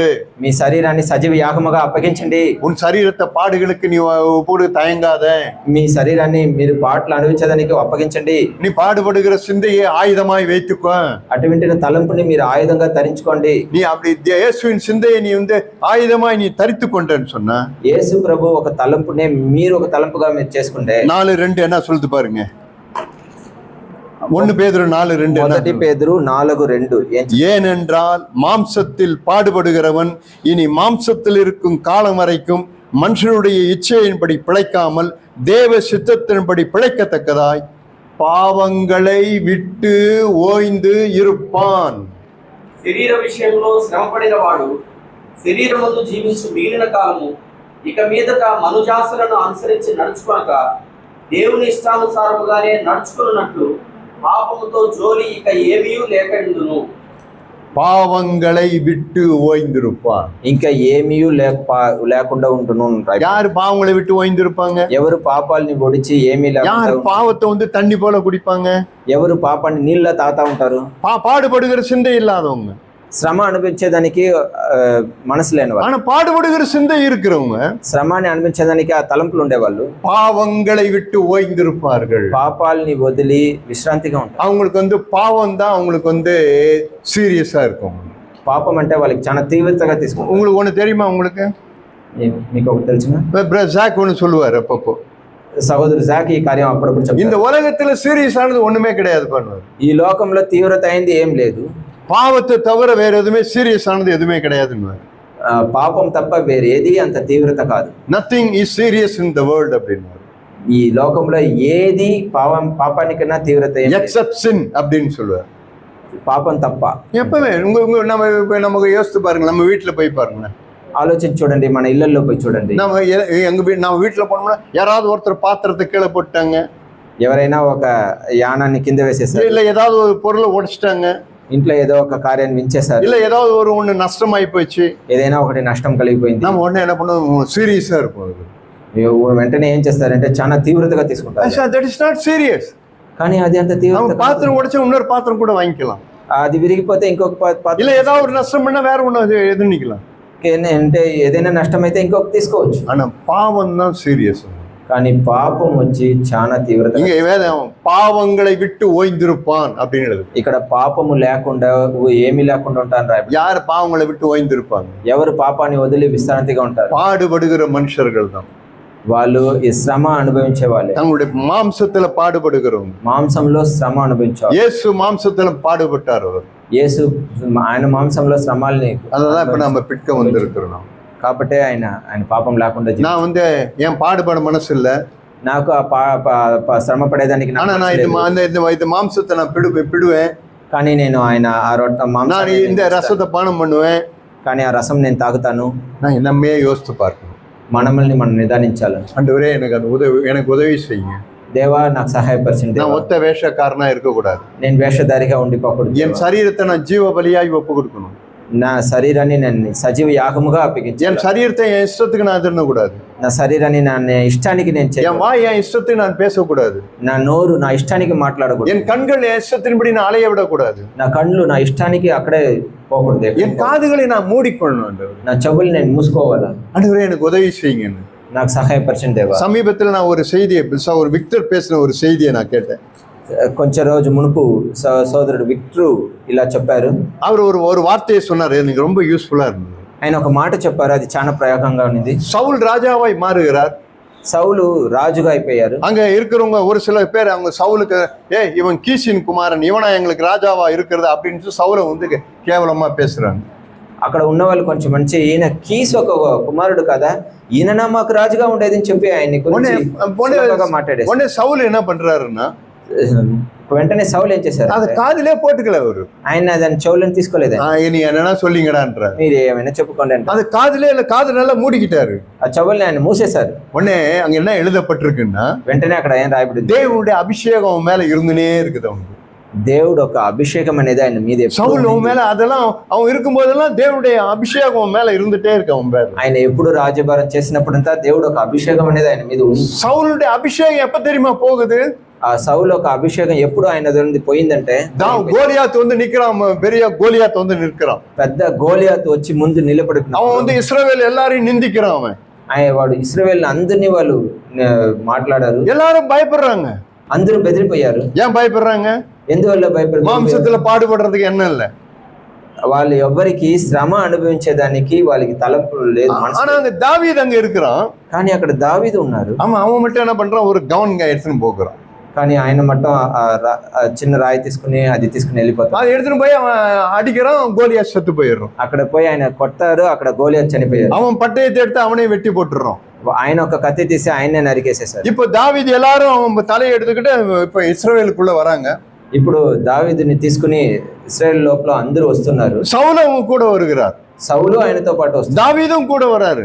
దావీదు ఆయనతో పాటు, எல்லாரும் அப்படியே பேண்ட் அடிச்சுக்கிட்டு எல்லாரும் எல்லாம் பிரைஸ் பண்ணிட்டு எல்லாரும் வராங்க. అందరూ వాళ్ళ కీర్తిని చెప్తూ ఆ బ్యాండ్ అంతా వాయించూ వస్తున్నారు. கோலியாத்தை கொண்டுட்டாங்க, గోలియాత్ని చంపేసేసారు, பகைவன் விழுந்துட்டான், పెద్ద విరోధి పడిపోయారు. ரொம்ப ரொம்ப சந்தோஷமா எல்லாரும் வராங்க. అందరూ ఎక్కువ సంతోషంతో వచ్చారు. அப்ப அங்க இருக்கிற பெண்கள் ஒரு பாட்டு பாடுறாங்க. అప్పుడు అక్కడ ఉన్న స్త్రీలు ఒక పాట పాడారు. அந்த பெண்கள் என்ன பாட்டு பாடுறாங்கன்னு சொன்னா, వాళ్ళు ఏం పాట పాడినారంటే, சவுல் கொன்றது 1000, సౌలు చంపింది 1000, தாவீது கொன்றதோ 10000. దావీదు చంపేసింది 10,000. ஒரு தடவை பாடல, ఒకసారి కాదు, அவங்க முறையாய் பாடிக்கொண்டே இருக்கிறாங்க. వాళ్ళు మళ్ళీ మళ్ళీ దాన్ని పాడుతూ వచ్చారు. சவுல் கொன்றது 1000, సౌలు చంపింది 1000, தாவீது கொன்றது 10000. దావీదు చంపేసింది 10,000. இப்ப இது யார் காதுல விழுது? ఇది ఇప్పుడు ఎవరి చేతిలో పడుతుంది? சவுல் காதுல விழுது. సౌలు చెవులకు పడుతుంది. உடனே சவுல் அப்போ வந்து எல்லாரும் சவுலை நிந்திக்கும் போது காதை மூடிக்கிட்டுவன், సౌల్ని కొంచెం మందిలో తిట్టినప్పుడు ఆయన இப்ப ஜனங்க அவனை எல்லாரும் தாவீதை புகழும் போது, ఇప్పుడు దావీదుని గురించి అందరూ ఆయన కీర్తిగా చెప్పేటప్పుడు சவுல் காதை திறந்துகிட்டாரு. సౌలు చెవులు ఆయనకు తెరిచేసింది. இது போய் அவர் காதுல விழுது. ఇది ఆయన చెవుల్లో పడింది. அந்த காதுல விழுந்த உடனே అది పడిన వెంటనే அவனுக்கு பொறாமை வருது. ఆయనకు మత్సరం అనేది వచ్చేసింది. எனக்கு 1000, నాకు 1000, இந்த சுக்கடா பையனுக்கு இவனுக்கு 10000. ఇంత చిన్న పిన్నవాడికి వాళ్ళకి 10,000. எப்பவுமே இந்த பிரச்சனை நிறைய உண்டு. ఎప్పుడు ఈ సమస్య ఉంటుంది. சபையிலயும் இப்படிதான் பிரச்சனை உண்டு. సంఘంలో కూడా ఈ సమస్యలు. சீனியர்கள் எல்லாம் எப்பவுமே அவங்களுக்கு 2 கொம்பு முளைச்சிருக்குதுன்னு அர்த்தம். அவங்களுக்கு పెద్దవాళ్ళుగా ఉండేవాళ్ళు వాళ్ళకి ఎప్పుడు 2 ఇది ఉంది. சில ஜூனியர்லாம் இருந்தாங்கன்னா, కొంచెం చిన్న జూనియర్లు అంతా ఉంటాయి, அவங்களை தேவன் அவங்களை உபயோகப்படுத்துறத பாக்குறது, దేవుడు వాళ్ళని ఎత్తి ప్రయోగించేదని அவங்களுக்கு பொறுக்காது. వాళ్ళ వల్ల తీసుకునే మాట్లాడు. உடனே இவருக்கு பொறாமை வந்துடுது. వెంటనే వాళ్ళకి మత్సరం వచ్చేసింది. என்ன தெரியுமா நடந்தது? ఏమైంది? அவன் மேல இருக்கிற அபிஷேகம் போனது. ఆయన సౌలు మీద ఉన్న అభిషేకం తొలగిపోయింది. அவன் காதை மூடிக்கும் போது என்ன நடந்தது? ఆయన చెవులు మూసేసినప్పుడు ఏం జరిగింది? தேவனுடைய அபிஷேகம் இருந்தது. దేవుడు ఒక అభిషేకం వచ్చి அவன் నిండింది. காதை திறந்து இருக்கும்போது என்ன நடந்ததுன்னா ఆయన చెవులు తెరిచినప్పుడు ఏమైందిరా అంటే அவங்ககிட்ட இருந்த அபிஷேகம் போயிடுச்சு. ఆయనలో మీద ఉన్న అభిషేకం பொறாம வர ஆரம்பிச்சு. మత్సరం వచ్చేసింది. பார்த்துருக்கீங்களா எப்படி? చూస్తుంటారా? எதுக்கு நான் காதை திறந்திருக்கணும், எதுக்கு காதை மூடணும்னு நம்ம நீங்களை நானும் தெரிஞ்சிருக்கணும். ఏ విషయానికి మనం చెవుల్ని తెరిచిపెట్టుకోవాలి? நான் அப்படிதான் ஆண்டவர் அந்த வார்த்தையை நான் கேட்டோன்னு ஆண்டவர்கிட்ட அப்படிதான் நான் ஜெபம் பண்ணேன். ఆ మాటలు విన్న వెంటనే నేను దేవుడితో ఇలా ప్రార్థన చేశాను. ஆண்டவரே, நான் எப்பொழுது என் காதை நான் அடைத்துக் கொள்ளட்டும். దేవా, ఎప్పుడు నేను నా చెవుల్ని మూసివేసేస్తాను. மனுஷர்கள் என்னை புகழ்ச்சியாவோ அல்லது ஏதோ நான் பேசுகின்ற வேளையில మనుషులు నన్ను గురించి నన్ను హెచ్చించి చెప్పేటప్పుడు, శ్రేష్టంగా మాట్లాడేటప్పుడు நான் காது கேளாதவனை போல இருக்கட்டும் ஆண்டவரே. నేను చెవులు వినని వాళ్ళుగా என் காதை நான் அடைத்துக் கொள்ளட்டும். నేను చెవుని నేను మూసుకునేస్తాను. దేవా, எனக்கு உதவி செய்யுங்க. నాకు సహాయపరచండి. எவ்வளவுக்கு எவ்வளவு நான் இந்த உலகத்துக்குரிய காரியங்களை என் காதை அடைத்துக் கொள்றணும், ఎంతకెంత ఈ లోకానుసరమైన కార్యాలకు నేను చెవుల్ని మూసేస్తాను. தேவனுடைய அபிஷேகம் உங்க மேல இறங்கி கொண்டே இருக்கும். దేవుడు ఒక అభిషేకం అనేది నా పైన. இயேசு இந்த பூமியில அப்படிதான் இருந்தாரு. యేసు ప్రభు ఈ భూలోకంలో అలా జీవించారు. அவர் பிதாவுக்கு மட்டும் பிதாவுடைய இதுக்கு தான் செவி கொடுத்துக்கிட்டே இருந்தார். ఆయన తండ్రికి మాత్రమే ఎప్పుడు ఆయన చెవుల్ని ఇస్తూ ఉన్నారు. அதனால அவர் சொன்னார், பிதாவே எனக்கு செவி கொடுக்கிறபடியால் உம்மை ஸ்தோத்திரிக்கிறேன். అప్పుడు ఆయన, దేవా నాకు మీరు చెవులు ఇచ్చా కాబట్టి మీకు స్తోత్రం అని చెప్పారు. ஏன்னா இவர் எப்பொழுதும் பிதாவுக்கு மட்டும் தான் செவி கொடுத்துட்டே இருந்தார். ఎందుకంటే ఎప్పుడు దేవుడికి మాత్రమే ఆయన చెవులు ఇచ్చారు. மற்ற எதனா வரும்போது காது மூடிப்பாரு. మిగతంతా వచ్చేటప్పుడు కొంత వచ్చేటప్పుడు మూసేస్తారు. பார்த்துருக்கீங்களா எப்படி? ఆయన మరి చూస్తుంటారా? நான் இதை அந்த வார்த்தையை கேட்டு நான் ஆசீர்வதிக்கப்பட்டேன். ఆ మాటలు విని నేను ఆశీర్వదింపబడ్డాను. அந்த உணர்வோடு கூட அந்த நாள்ல நம்ம எல்லாரும் நம்ம அப்பம் விடுவோம். అటువంటి నా గ్రహింపు కలిగి మనం ఈ రోజు ఆ రొట్టె విరుచులో పాల్గొన్నాం. இவ்வளவு நேரம் நான் எத்தனையோ காரியங்களை உங்களுக்கு சொன்னேன். ఇంతసేపుగా ఎన్నో కార్యాల గురించి మీకు చెప్పాను. உடனே மறுபடியும் உங்களுக்கு ரிமைண்ட் பண்ண விரும்புகிறேன். ఇంకా ఒక్క కార్యం మాత్రం మీకు గుర్తు இயேசுடைய மரணத்தை நீங்களும் நானும் சுமந்து வருகிறோம். యేసు ఒక మరణాన్ని మీరు నేను మోసుకుని వస్తాం. நான் தெரிவிக்கணுமா அதை? మనం బయలుపరచాలి దాన్ని. நான் இயேசுவை நான் சுமந்து கொண்டிருக்கிறேன். యేసు ప్రభుని మనం మోస్తున్నాం. நான் இது மாதிரிலாம் பேச மாட்டேன். నేను ఏమంతా మాట్లాడను. நான் பாடுபடுகிற சிந்தை உடையவள். నేను పాటలు అనుభవించేదానికి என்னுடைய சரீரத்தை நான் எல்லாருக்கும் நான் காண்பிச்சு கொடுக்கிறவளா இருக்க மாட்டேன். నా శరీరాన్ని నేను అందరికీ చూపించేవాడుగా ఉంటాను. இவெல்லாம் இதில் நிறைய இப்போ சகோதரிகள்கிட்ட நிறைய இது ஃபேமஸ் இருக்கும்.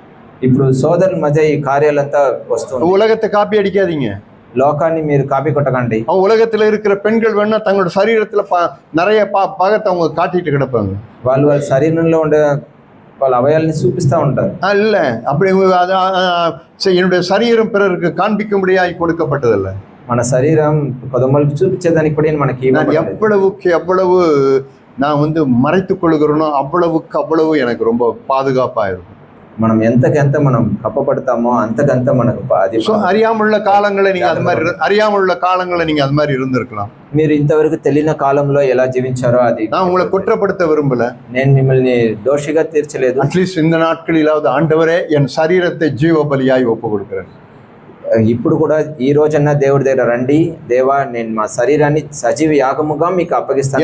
எனக்கு 21 వయసు இருக்கும். నాకు 21 ఏడాది ఉన్నప్పుడు 21 22 వయసు இருக்கு. எனக்கு 21 22 వయసులో నాకు தேவன் என்னோடு கூட பேசுற முதல் வார்த்தை என்ன தெரியுமா? దేవుడు నాతో పలికిన మొదటి మాట ఏమంటే, என் மகனே உன்னை ஜீவ பலியாய் ஒப்பு கொடுன்றார். నా కుమారుడా నీ శరీరం నీ సజీవ యాగముగా అర్పించనే మాట్లాడు. దేవుడి ஆண்டவரே என்னை ஒப்பு கொடுக்குறேன் அப்படின்னு சொல்லுவாங்க. దేవుడి దగ్గర నేను వెళ్ళిపోయి, దేవా నేను అప్పగిస్తానని పడిపోయాను. அப்பதான் தேவன் என்னை தம்முடைய பரிசுத்த ஆவியினால் நிரப்பினார். అప్పుడే దేవుడు నన్ను ఆయన పరిశుద్ధాత్మ దేవుడితో నన్ను నింపాడు. என் சரீரத்தை நான் ஒப்பு கொடுக்கும் போது என்ன நடந்ததுன்னா, నా శరీరాన్ని అప్పగించినప్పుడు ఏం జరిగిందంటే, எல்லா பயத்துக்கும் தேவனை நீங்களாக்கினார். అన్ని భయాలకి నన్ను దేవుడు తొలగించేశారు. இயேசு என்னிடத்துல பரிசுத்தாவின் அபிஷேகத்தை பரிசுத்தாவினால் நிரப்பின உடனே, పరిశుద్ధాత్మతో దేవుడు నన్ను నింపినప్పుడు பாடுகளை குறித்து நான் பயப்படலை. ఆ శ్రమల గురించి నేను బెదిరిపోయాను. நிறைய பாடுகள் வந்ததுதான்.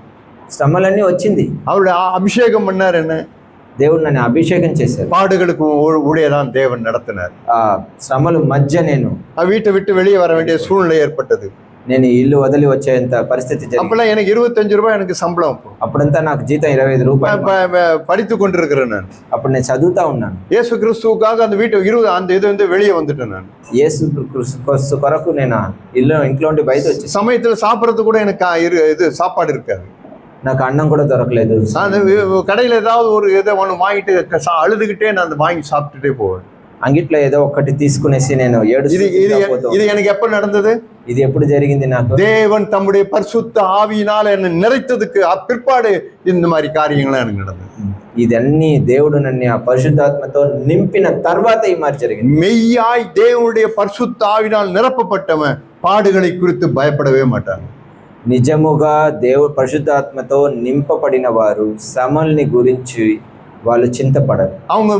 அவங்க பரிசுத்தாவி நிறைவு இல்லாதவங்க தான் என்ன பண்ணுவாங்கன்னா, ఆ పరిశుద్ధాత్మ ఒక సంపూర్ణత లేని వాళ్ళు ఏం చేస్తారంటే பாடுகளை பார்த்து அவங்களுக்கு பயம் வந்துடும். ఆ శ్రమను చూసి బెదిరిపోతారు. நீங்க பரிசுத்தாவின் நிறைவு உங்ககிட்ட இல்லைன்னா, పరిశుద్ధాత్మ మీకు సంపూర్ణత మీకు లేకపోతే ஒரு பாட பார்த்த உடனே உங்களுக்கு பயம் வந்துடும். உங்களுக்கு ఒక శ్రమను చూసిందే మీరు బెదిరిపోతారు. உங்களுக்கு சகோதரர்களுக்கு உங்களுக்கு அப்படிதான் வரும்.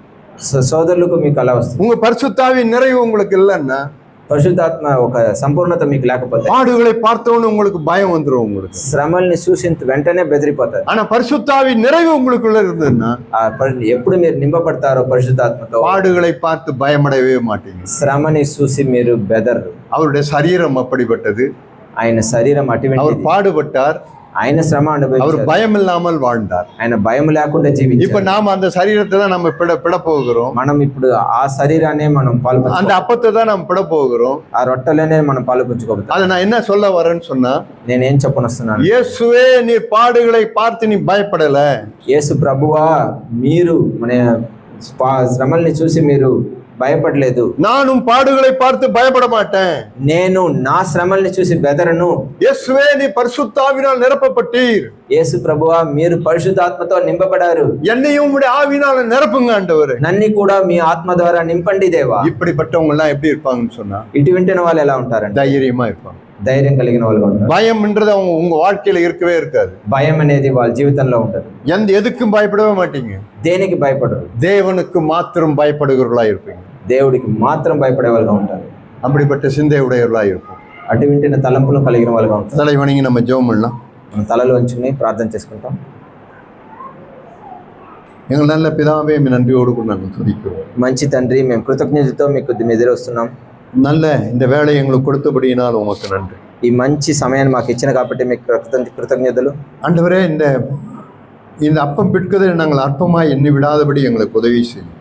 దేవా, ఈ రొట్టె విరిచిటే మేము సాధారణంగా తీసుకునేదానికి మాకు ஏதோ நாங்கள் ஆண்டவரே இந்த அப்பத்தை நாங்கள் பிட்டு இந்த ரசத்தை நாங்கள் ஏதோ பானம் பண்ணுறோன்ட்டு ஒரு சடங்காச்சாரமாய் நாங்கள் செய்ய வேண்டாம். ட்ரெடிஷனாக இருக்க வேண்டாம் ஆண்டவரே. ఇది మాకు ఒక ట్రెడిషన్లా ఒక ఈ రొట్టె విరిచిట ద్రాక్షరసం తాగేదని ఒక సడన్గా ఇదిగా రిచువల్గా మాకు ఉండవద్దు దేవా. இயேசுவே எங்களுக்கு உதவி செய்யுங்க. యేసు ప్రభువా మాకు సహాయం పరచండి.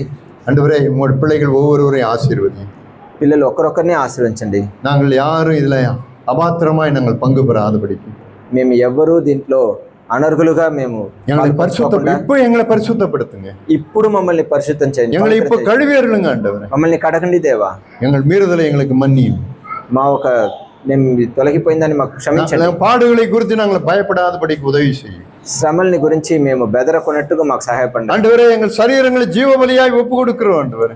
దేవా, మా శరీరాన్ని మేము సజీవ యాగముగా అప్పగిస్తున్నాం. ஒத்த வேஷத்துக்கு எங்களை விடுதலையாக்குங்க ஆண்டவரே. వేషధారితనానికి మాకు విడుదల చేయండి దేవా. ஒரு இடத்துல எங்களுக்கு பகை இருக்கவே வேண்டாம். ఒక్కరితో మాకు ద్వేషం అనేది ఉండవద్దు ஆண்டவரே. அதெல்லாம் எங்க நினைவுக்கு வருகின்ற வேலையெல்லாம் అదన్నీ మాకు గుర్తొచ్చే సమయానికన్నీ ஆண்டவரே, நாங்கள் அதை சீ என்று நாங்கள் ஈடக எங்களுக்கு உதவி செய்யும். దానిని చేయని మేము వదిలివేసేదాన్ని நாங்கள் அதை ஆண்டவரை உதைத்து தள்ள எங்களுக்கு உதவி செய்யுங்க ஆண்டவரே. ఎవరు మమ్మల్ని తన్నా సరే మేము వాళ్ళకి பகை இல்லாத ஒரு இருதயத்தை கொடுங்க ஆண்டவரே. ఒక విరోధం లేని ఒక హృదయాన్ని ఇవ్వండి దేవా. எங்களை சுத்திகரியும். మమ్మల్ని శుద్ధపరచండి. உம்முடைய ஆவியினால் நிரப்பும். మీ ఆత్మతో నింపండి. ஆண்டவரே, உம்முடைய அன்பினால் எங்களை நிரப்பும். మీ ప్రేమతో నింపండి దేవా. ஆண்டவரே, எங்கள் மீது இரக்கமாயிரும். మా మీద కనికరము చూపిండి. உம்முடைய நாமத்தை மகிமைப்படுத்தும். మీ నామం ఒకటే మహింపరచండి. இந்த அப்பத்தை இந்த ரசத்தை ஆசீர்வதித்து கொடுங்க ஆண்டவரே. ఈ రొట్టెని ద్రాక్ష రసాన్ని ఆశీర్వదించి இதை புசிக்கிற உம்முடைய பிள்ளைகளை பலப்படுத்துங்க ஆண்டவரே. దీంట్లో పాలు పంచుకునే మీ పిల్లల్ని మీరు బలపరచండి దేవా. அவங்களை ஸ்திரப்படுத்துங்க. వాళ్ళని స్థిరముగా చేయండి. அவங்களை ஆசீர்வதி. వాళ్ళని ఆశీర్వదించండి. இயேசு கிறிஸ்துவின் நாமத்தில் பிதாவே. యేసుక్రీస్తు నామములో అడుగుకుంటున్నాం తండ్రి. ஆமென். ఆమేన్.